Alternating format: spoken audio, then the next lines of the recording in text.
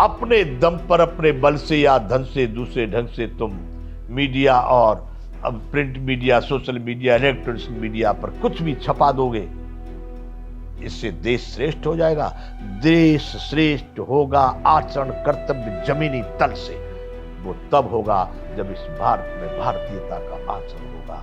भारतीयता का आचरण, सनातन जीवन विज्ञान।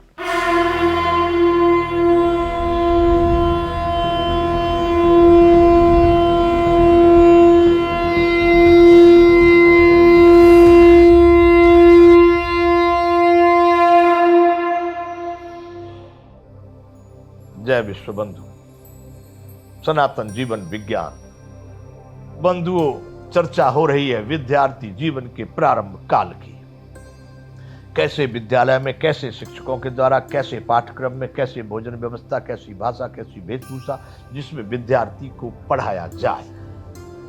बंधुओं, अब जो मैं बात कर रहा हूं उसमें तो आपको तो अधिकांश जो बड़े नगरों में, शहरों में ऐसी जगह पर लोग रह रहे हैं, उनके लिए तो ये बड़ा परेशानी का कारण। उनको तो संभव ऐसा लगता है को असंभव ही कह दे। ये तो सब क्यों? हमारी सरकार के पाठ्यक्रम में हमको बेबस पढ़ाने ही पड़ेंगे, हमारे तो हाथ में है नहीं वो। दूसरा कोई उपाय नहीं है। जो सरकार ने पाठ्यक्रम दिया उसको पढ़ना, उसको पढ़ाना, उसको ही समझना। बंधुओं, मैं सरकार से भी अनुरोध करता हूं कि भारतीयता का, सनातन जीवन विज्ञान का आचरण सरकार भी करे। और जब तक नहीं होगा तब तक ये भारत, अरे धन कमा लोगे, परमाणु अस्त्र बना लोगे, प्रचार कर लोगे, अपने दम पर, अपने बल से या धन से, दूसरे ढंग से तुम मीडिया और अब print media, social media, electronic media पर कुछ भी छपा दोगे, इससे देश श्रेष्ठ हो जाएगा। देश श्रेष्ठ होगा आचरण कर्तव्य जमीनी तल से। वो तब होगा जब इस भारत में भारतीयता का आचरण होगा। भारतीयता का आचरण, सनातन जीवन विज्ञान। बंधुओं, ये सब बातें मैं जो कह रहा हूं, मैं सनातन जीवन विज्ञान की बात कर रहा हूं। इसलिए मुझे इस बात का कोई भी परवाह नहीं कि भाई ये सिलेबस होगा कि नहीं होगा, ये पाठ्यक्रम कैसा है, ये विद्यार्थी कैसा है, भोज आप जाने, आपका काम जाने। मुझे जो कहना है मैं वह कह रहा हूं। नहीं पढ़ाओगे तो चलेगा। अपने घर पर माता पिता के संरक्षण में पुत्र पुत्री इतने योग्य हो सकते हैं जो संपूर्ण जीवन आनंदित होकर, अरे दूसरे को भेंट होगी ना तो भी आनंदित हो जाएंगे लोग। तो बंधुओं, चर्चा यह है कि उस विद्यालय में वेशभूषा, भोजन, भाषा, पाठ्यक्रम, शिक्षक के अनुसार उन विद्यार्थियों की रहने, सोने और उसकी जो व्यवस्था है वह भी भारतीय पद्धति के अनुसार होनी चाहिए।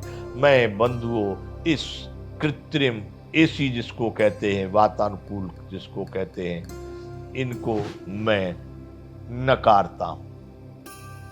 इनसे मनुष्य का जीवन 100% जो ऊर्जावान होना चाहिए वह नहीं हो सकता।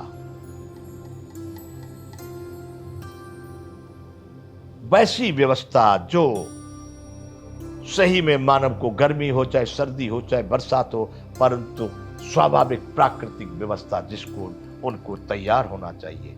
और वो शरीर इतने सुंदर, इतने हृष्ट पुष्ट, इतने अच्छे होते हैं। 18 घंटे श्रम करने के पश्चात उनको झप्पी नहीं आती है। ये 4 घंटे में सोने लगते हैं। तो बंधुओं, वह व्यवस्था भी वहां कैसी है? नहीं तो अपने घर से बच्चों को पढ़ा रहे हैं, अपने सानिध्य में पढ़ा रहे हैं, माता पिता अपनी देखरेख में पढ़ा रहे हैं, वह सर्वोत्तम है। मैंने पहले कहा है कि सबके लिए पढ़ाई मैं अनिवार्य नहीं मानता। एक अच्छे व्यक्ति के पीछे हजारों लाखों लोग उसका अनुकरण करके पार हो सकते हैं, परंतु यहां लाखों दुराचारी, सदाचारी के भेष में, दुराचारी लोग सदाचारी के भेष में लोगों को भ्रमित कर रहे हैं और लोग उनके अनुकरण को कर रहे हैं। यही है देश का दुर्भाग्य। तो बंधुओं, वहां की रहन सहन की व्यवस्था, उसके अतिरिक्त फिर आपका जो जीवन पद्धति है, प्रातः जगने से लेकर सोने तक का जो भी कार्यक्रम है, वह भी सनातन जीवन पद्धति के अनुसार होना चाहिए।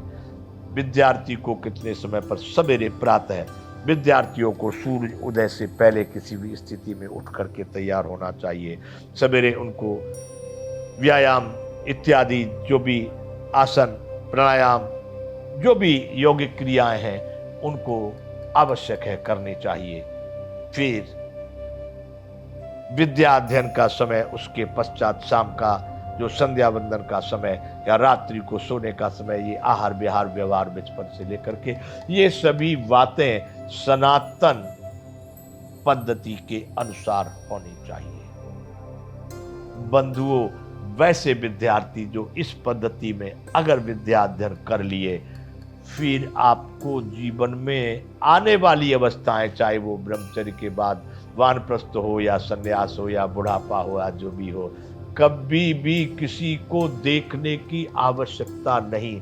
जो जीवन बचपन है, बचपन अगर बहुत अच्छा बन गया, वह अगर बड़ा सुदृढ़ बन गया, तो आगे का सारा जीवन सफल हो गया। फिर आपको सोचना नहीं पड़ेगा इधर जाएंगे तो। जो लोग बुढ़ापे में सोच रहे हैं कि अब क्या करूं, सर्वनाश हो गया, सब बिगड़ गया, जवानी में सोच रहे हो खत्म हो गया सब, बड़े लाचार मजबूर, बड़े चिंता ग्रसित जी रहे हैं, बड़े तनाव और दबाव में जीवन जी रहे हैं, बच्चे बच्चियां पति पत्नी सब के सब नर्क जी रहे हैं। आपको फिर वह अवस्था का कभी, चाहे वह गृहस्थ जीवन में जाए, चाहे संन्यास में जाए, चाहे किसी भी मार्ग को अपनाए, वह सफल हो गया। जिसका जीवन बचपन में जिसने समुचित संपूर्ण योग्य विद्या प्राप्त कर ली, उसका जीवन पूर्ण हो गया। और इसी को कहेंगे रत्न काल,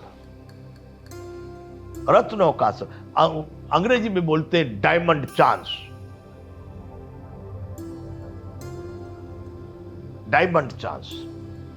अगर जिसके पास भरपूर हीरे हो तो सब सोने के, चांदी के, साग भाजी के, कपड़े के, सबके व्यापारी उसके पास अपने आप पहुंच जाएंगे। तो बचपन ये रत्नों का अवसर, जिसने संपूर्ण रूप से समुचित व्यवस्था विद्या प्राप्त कर ली, उसका जीवन सफल हो गया। अब वो किसी भी इधर उधर के रास्ते पर नहीं भटक सकता। उसके जीवन में जो परेशानियां, आपत्तियां, सुख दुख की बातें चलते रहेंगे, लेकिन उसका जीवन बड़ा सुदृढ़, बड़ा आनंदित होगा। तो बंधुओं, प्रातः में जगने से लेकर सोने तक की वो व्यवस्थाएं आगे हम सनातन जीवन विज्ञान में बताएंगे। यहां अब कहने का अभिप्राय इतना ही है कि विद्यार्थी को काक चेष्टाव को ध्यानम स्वान निंद्रा तथैव च अल्पाहारी गृह त्यागी विद्यार्थी इदम पंचलक्षणम। हमने ये पढ़ा था, कौवे जैसी नजर, बगुले जैसा ध्यान, कुत्ते जैसी नींद, अल्पाहारी कम भोजन करने वाला और अपने घर परिवार के मोह से दूर विरक्त होने वाला, ये विद्यार्थी के 5 लक्षण बताए। बंधुओं, में तो 5 नहीं, मैं तो 50 लक्षण कहता हूं विद्यार्थी के। मितभाषी, सीमित बोलने वाला, सत्यभाषी, सत्य बोलने वाला, कर्तव्यपरायण, कर्मनिष्ठ, धर्मनिष्ठ, हर तरह से मैं तो कहूंगा बहुत कुछ विद्यार्थी के उस लक्षणों में है।